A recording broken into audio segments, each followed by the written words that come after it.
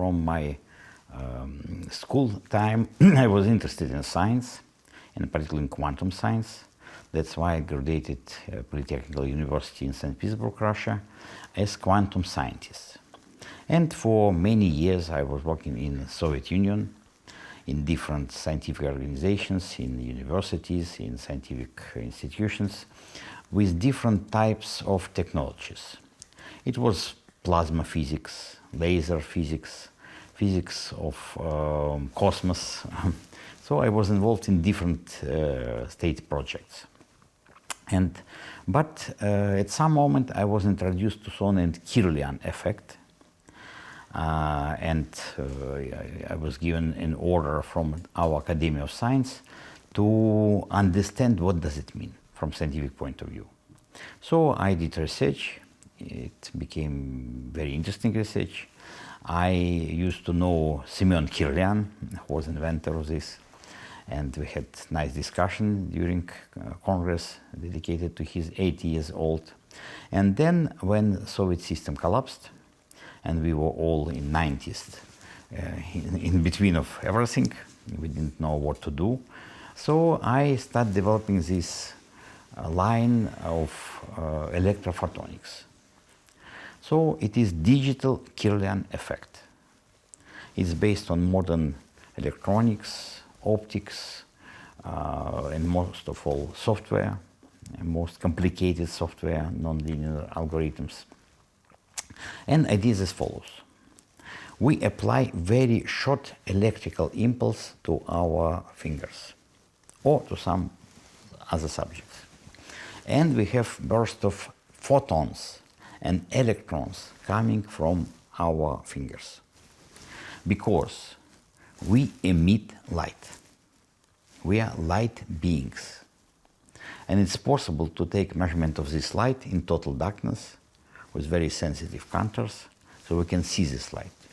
Because this light is a part of quantum process that comes in our body.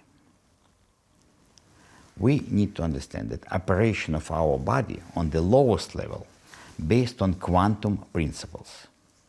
We have electrons, and very well known that, for example, our nervous system operates by electrons. We have protons, and our cells, they operate on electrons and protons. And we have photons. And photons is very important part of informational exchange in our body. Now we have many concepts and proven concepts in biophysics that explain this process. So when we extract electrons and photons from our fingers, we get information about all organs and systems of our body. And after many years, we developed this system based on clinical experience, based on ideas of traditional Chinese medicine, Ayurvedic medicine, Western medicine, and we combine this together, and now we have a system that allows us to study human beings.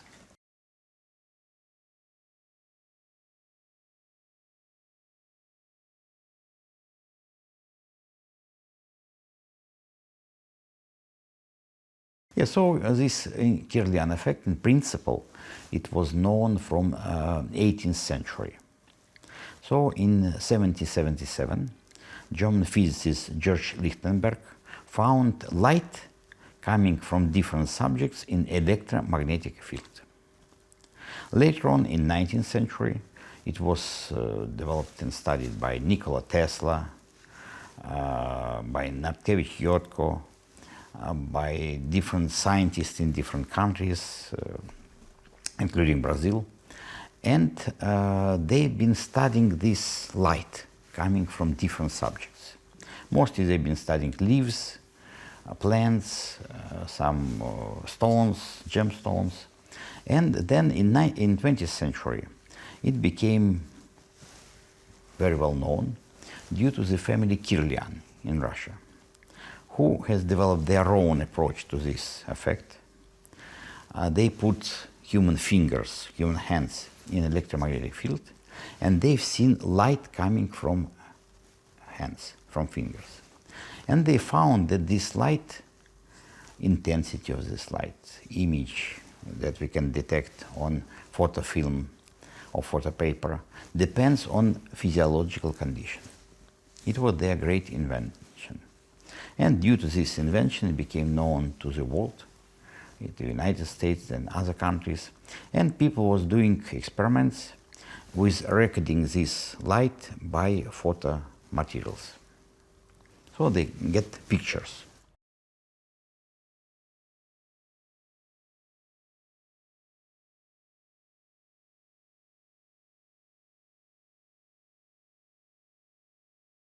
It was very interesting, but it wasn't scientific. Why? Because in science we have several main rules. First of all, everything that we have in science should be repeatable. So, for example, if we are measuring your temperature today, tomorrow, day after tomorrow, if you are healthy, there will be some variations, but in principle the same level. Same for blood pressure, all other physiological parameters. If blood pressure increases, it is an indication of some illness or some process. Same here. So if we are measuring light coming from fingers day by day, it should be some variations, but not very big for healthy people. Second, it should be repeatable. It means if something is done in one laboratory, it should be repeated in another laboratory in another part of the world. Only then it may be accepted as scientific. And the last but not the least, in science we operate with numbers. Without numbers there are no Western science. So Kirlian effect was interesting, but it was very chaotic. It was very difficult to reproduce. Plus it was just pictures. People were looking to pictures, oh nice, beautiful, good colors, beautiful pictures, but what else? So that's why our team was able to create new type of instrument based on modern technology that allows us to make very reproducible data. Now we have thousands and thousands of instruments worldwide, so it's all repeatable, all is proven. And of course we operate with numbers, only with numbers. We have image of light coming, for example, from fingers, and then we calculate many parameters from this image. And we operate with those parameters. We use nonlinear mathematics, we use statistics, so we can really make scientific data.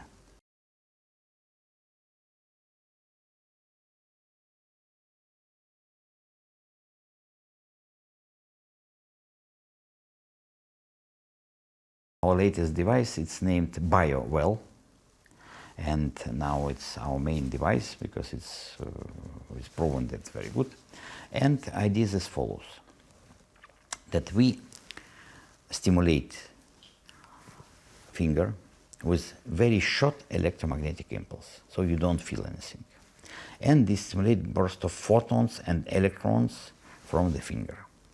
We are measuring this with very complicated camera in our device, and we see image. With this image we can calculate many parameters, and we have a lot of data, a lot of experience, statistics that allows us to correlate those parameters with optimal zone or some problem. For example, by measuring your energy, we can tell you whether you are in optimal health state or you have some problems. And even more than that, we can predict your weak zones. It means that everybody has some weak zones. If you are strong, if you are healthy, if your immune system is strong, then everything is fine. But if you are not very strong, then you will be vulnerable to influences.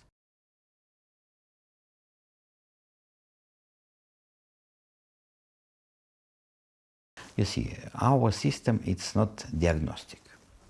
It is analysis. So we make analysis of human energy field, and then we tell about weak zones. Then we recommend people to go to classical exams because we have many of these, and then they can define exactly what's going on. I can give you, for example, a very easy example. I am doing analysis of a person, and I tell them, okay, look, to my mind, you have some problems in your cardiovascular system, in your heart. Oh no, I didn't feel anything. Okay, please go and check.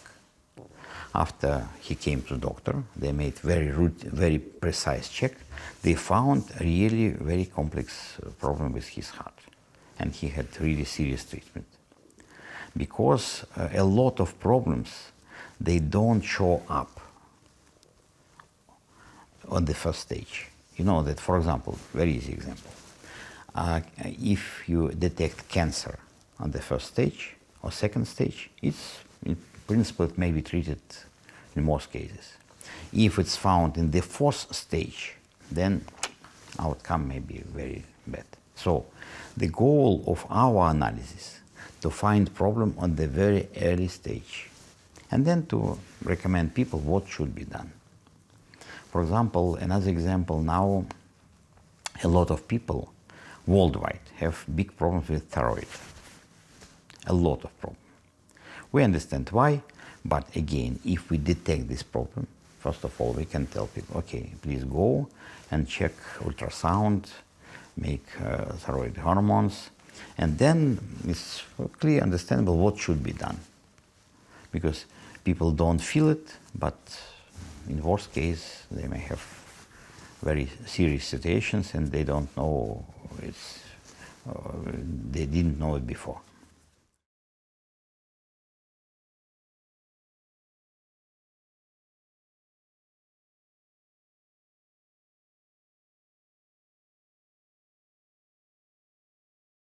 First of all, we have results done by medical doctors in medical universities. We have people work in leading Russian medical universities, in the United States universities, in France. So that's why, because we are developing something and then we give them to doctors and practitioners. And for example, we have very good results in cancer analysis. And it was published several papers by medical universities where they can detect cancer at early stage with 80% of precision.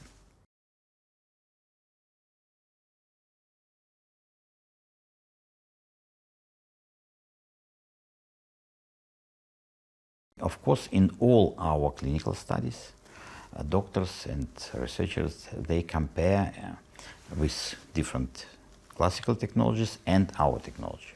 And always it was good correlations.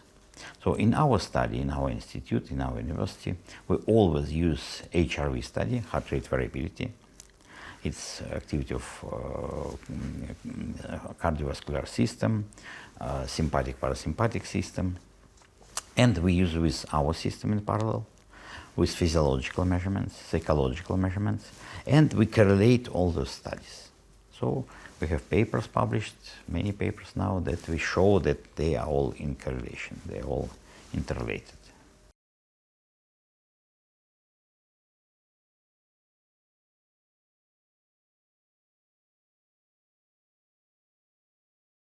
You see, we, for many years, I work with many healers in the world, top-level healers in different countries, in Russia, Germany, United States, Brazil, Spain. And those are people who can really influence other people. And typically those are people who have some societies, who have some big promotion for this. And we are measuring people before their influence and after their influence. And we did thousands of cases of this kind. I have papers, I have books on this topic. And in most cases, we see effect, positive effect of healing process. And of course, it should be distant healing. That's the most interesting. So people operate on the distance. And in practically all cases, we have this positive effect. So we're measuring level of energy, it increases. We're measuring level of stress, it should decrease. We are measuring condition for all different organs and systems, and we see the change of their energy. So it's a lot of experience. I have no doubt that talented healers, they can really influence other people. Plus, we have one more topic. We have special sensor. Its name of the sensor is Sputnik. You will see it later. And with this sensor, we can measure the energy of environment. And it was proven by many experiments that when strong healers make their healing, person by person, or in the big audience with thousands of people, then they change the structure of environment. And we can measure this change in the environment. For example, the easiest way, when talented healer sit somewhere and send intention to our sensor, and we see change of signal of this sensor. And we did these experiments, for example, from United States to Russia, from Japan to Germany. So it was really very interesting experiments of this kind.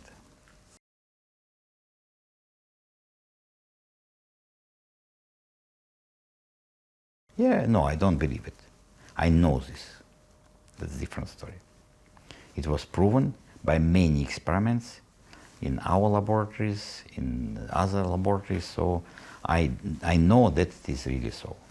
With our intention, with our mind, with our conscience, of course we can influence both other people, we can influence animals, we can influence trees, plants, so we can really influence material world. And we can influence different sensors.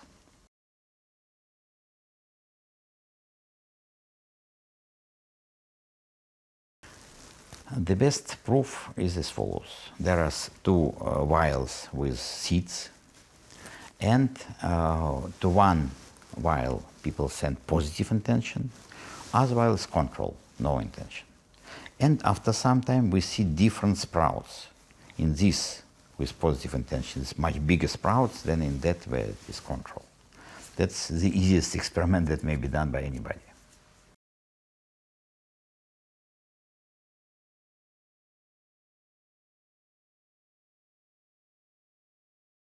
Yes, absolutely. That's why our goal to prove and to show people that we are not just material body, that we are consciousness, we are mind.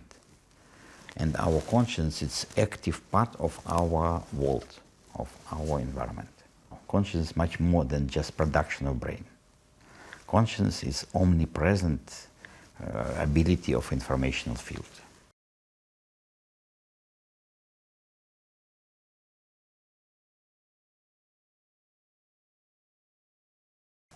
The main ideas of modern science are explaining all those phenomena based on so-named quantum entanglement. This is a quantum process that explains interaction of different subjects at the distance. It's based on so-named Einstein-Podolsky-Rosen paradox, but now it is proven experimentally. It's proven that different particles or subjects can interact without distance and without time. So it's informational interactions. It has nothing to do with speed of light. And it's part of modern quantum physics.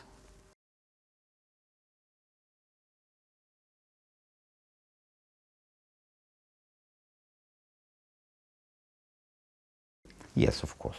Of course, I believe that we're slowly going to a combination of science and spirituality, and a lot of movement in this field we see in this century. Spirituality is not science, it is approach to human spirit, to human consciousness. It's very ancient way how people try to understand what does mean spirit, what does mean soul, what does mean consciousness. Now we go from scientific point of view to the same topic. That's why we need to find the bridge, how we need to have same common language.